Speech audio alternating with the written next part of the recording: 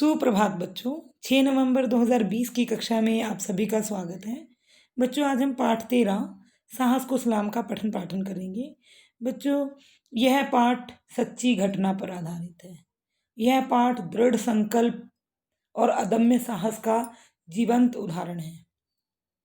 बच्चों, यह पाठ हमें शिक्षा देता है कि यदि जीवन में दृढ़ संकल्प और लक्ष्य निर्धारण कर लिया जाए तो हम जीवन में किसी भी चुनौती का सामना कर सकते हैं और किसी भी लक्ष्य को प्राप्त कर सकते हैं। तो बच्चों, प्रारंभ करते हैं इस पाठ का पाठन। मैं ये कहानी आपको सुनाने जा रही हूँ। वर्ष 2015, मैं राष्ट्रपति भवन के सुसज्जित अशोक कक्ष में बैठी हूँ। पूरा हॉल देश के गणमान्य विशिष्ट अतिथियों से भरा है। उद्घोषक ने देश के चौथे सर्वोच्च सम्मान पद्मश्री के लिए मेरा नाम पुकारा तो मेरी तंद्रा भंग हुई।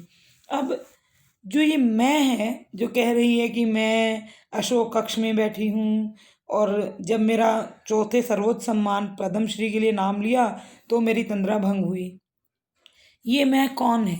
ये पाठ किसके विषय में है? बच्चों, ये कहानी है अरुणिमा सिन्हा की और तंद्रा का अर्थ होता है नींद। ये कह रही है कि जब उद्घोषक ने मेरा नाम लिया तो मेरी नींद भंग हुई। अरुणिमा सिन्हा विश्व की प्रथम महिला पर्वतारोही जिन्होंने अदम्य साहस का परिचय देते हुए विकलांगता के बावजूद विश्व के सर्वोच्च शिखर माउंट एवरेस्ट पर विजय प्राप्त की। पूरा अशोक हॉल करतल ध्वनि से गूंज रहा है। मैं माननीय राष्ट्रपति जी से पद्मश्री प्राप्त कर रही हूँ, पर मैं स्वयं ही रेल की पटरियों पर पड़ा पाती हूँ। मेरी बाईं टांग घुटने से नीचे से कट गई है, दूसरी टांग भी जख्मी है। मेरे ऊपर एक के बाद एक ट्रेन धड़धड़ाती हुई गुजर रही है। रीढ़ की हड्डी में भयानक पीड़ा हो रही है, वह भी कई जगह से टूट गई है। मेरे मस्तिष्क में सारी घटना किसी फिल्मी रील की तरह आ जा रही है। तो बच्चों, जैसे ही अरुणिमा सिन्हा का नाम सर्वोच्च सम्मान पद्मश्री के लिए लिया गया तो वह अपने आप को कहाँ पड़ा हुआ पाती है? ट्रेन की पटरी पर, जिसमें उसकी रीढ़ की हड्डी कई जगह से टूट चुकी है, उसकी टांग कट चुकी है, दूसरी टांग भी जख्मी है और वह बहुत ही बुरी हालत में है। 12 अप्रैल 2011 का भागा दिन, मैं लखनऊ से पद्मावती एक्सप्रेस से दिल्ली जा रही थी। मुझे नोएडा में फुटबॉल मैच खेलना था। इससे पता चलता है कि जो अरुणिमा सिन्हा थी वो फुटबॉल की खिलाड़ी थी। रेल के सामान्य श्रेणी के इस डिब्बे में अचानक कुछ लुटेरे आ घुसे और लूटमार करने लगे। जैसे ही एक लुटेरे ने मेरी चेन और पर्स छीनने की कोशिश की, मैं उनसे भिड़ गई। मैं अकेली और लुटेरों का पूरा गिरोह। उन्होंने मुझे चलती ट्रेन से बाहर फेंक दिया। मैं दूसरी पटरी से गुजर रही ट्रेन से टकराकर गिर गई।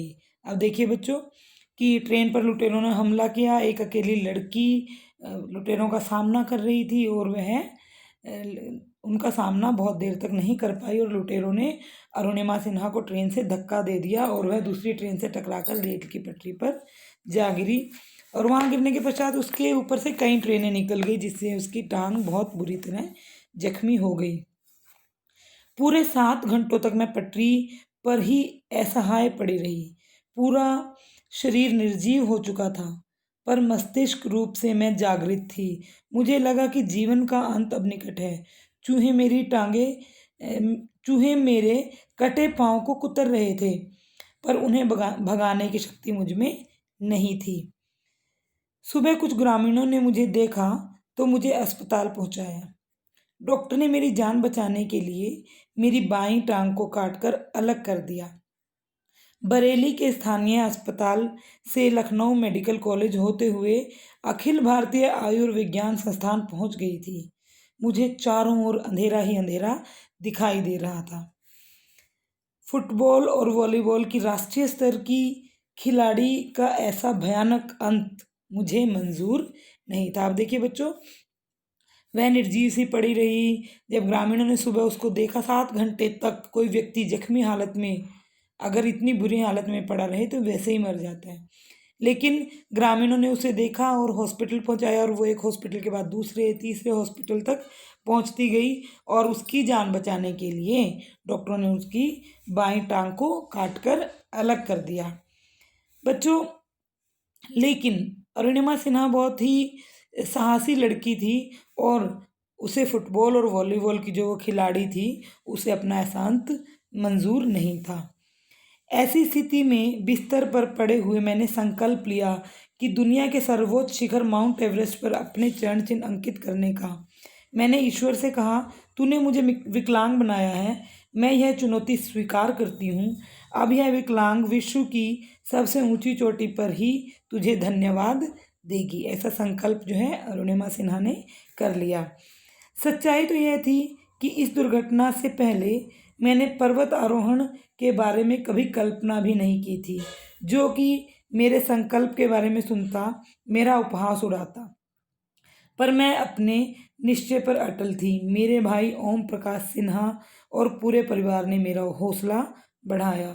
मेरे संकल्प के प्रति उनके भरोसे ने मेरा खोया हुआ आत्मसम्मान लौटा दिया। जब फैमिली कोऑपरेट करती है तो आत्मविश्वास अवश्य बढ़ता है और ऐसा ही अरुणिमा सिन्हा के साथ भी हुआ। अब मेरे लिए एक एक पल अनमोल था।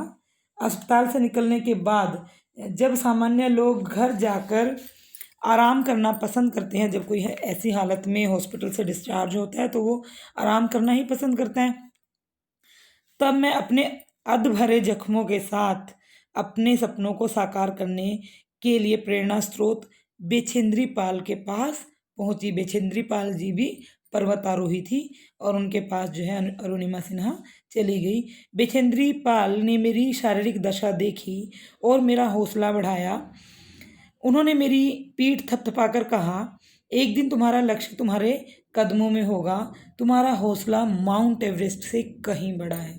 जब कोई उच्च स्तर पर विराजमान व्यक्ति ऐसा आपके लिए बोल दे तो हौसला बढ़ता है और ऐसा ही अरुणिमा सिन्हा के साथ भी हुआ।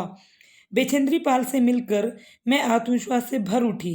मैं बिना समय गवाए उनसे पर्वत आरोहण के सारे गुर सीख लेना चाहती थी। उनके मार्गदर्शन में मैंने पर्वत आरोहण का अभ्यास शुरू किया। प्रारंभ में मेरी शारीरिक चुनौतियों ने कई बार मुझे निराश किया। अब शारीरिक चुनौतियां ऐसी थी कि वो चढ़ने में समर्थ नहीं थी और जिसकी वजह से निराशा भी होती है। सामान्य पर्वतारोही 15 मिनट में जितनी चढ़ाई कर लेते हैं, मुझे उसमें 2 घंटे से भी अधिक समय लग जाता था। कई बार मेरे मन में हताशा भी पैदा हुई, लेकिन अंत में जीत मेरे हौसले की हुई। 21 मई 2013 को सुबह 10:55 पर आखिर वह घड़ी आ पहुंची जब मेरा संकल्प साकार हो गया। मैं अरुणिमा सिन्हा, एक विकलांग, अपने संकल्प और दृढ़ निश्चय के बल पर दुनिया की छत पर खड़ी होकर तिरंगे का आलिंगन कर रही हूँ। आलिंगन का अर्थ होता है गले लगाना। मैं चीख चीख कर दुनिया को बताना चाहती हूँ कि मैंने उन लुटेरों को जवाब दे दिया है जिन्होंने मुझे एक अबला समझकर ट्रेन से बाहर फेंक दिया था। मैंने पूरे विश्व को यह दिखा दिया है कि हाथ पैर कटने से कोई विकलांग नहीं होता। वास्तव में विकलांगता तो एक मनोदशा है। मैंने अपनी कमजोरी को अपनी शक्ति बना लिया। अपने लक्ष्य तय करो और उसे पूरा करने के लिए जुट जाओ। अपने लक्ष्य और अपने बीच किसी चीज को मत आने दो। आपका ध्यान हमेशा लक्ष्य पर होना चाहिए। बस इस बात में विश्वास रखो कि आप कुछ भी कर सकते हो। यदि आपकी इच्छा शक्ति इतनी दृढ़ है तो कोई बाधा आपके मार्ग को नहीं रोक सकती।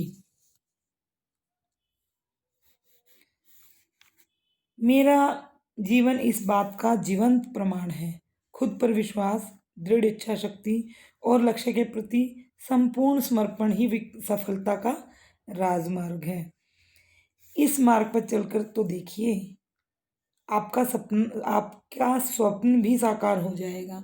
तो बच्चों, सपने देखना बहुत अच्छी बात है और उनको साकार करना और भी अच्छी बात है। और यदि आप अपने और अपने लक्ष्य के बीच में किसी को नहीं आने देंगे तो अवश्य ही आप अपने सपनों को पूरा करेंगे और आप जीवन में जो बनना चाहते हैं वह बन पाएंगे।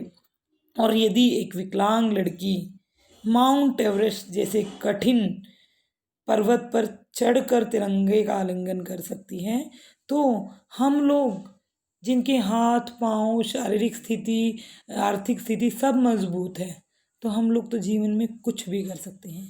तो बच्चों हमें बेचेंद्री पाल जी और अरुणिमा सिन्हा दोनों के जीवन से प्रेरणा लेनी चाहिए, अपना लक्ष्य निर्धारण करना चाहिए और उसकी ओर आगे बढ़ना आज से ही प्रारंभ कर देना चाहिए। तो बच्चों आज आप इस पाठ का पठन पाठन करेंगे, स्वयं भी एक बार इसको पढ़ेंगे, इसके शब्दार्थ और कठिन शब्द अवश्य लिखेंगे और इसके आंतरिक प्रश्न मैं PDF में दे रही हूँ। धन्यवाद।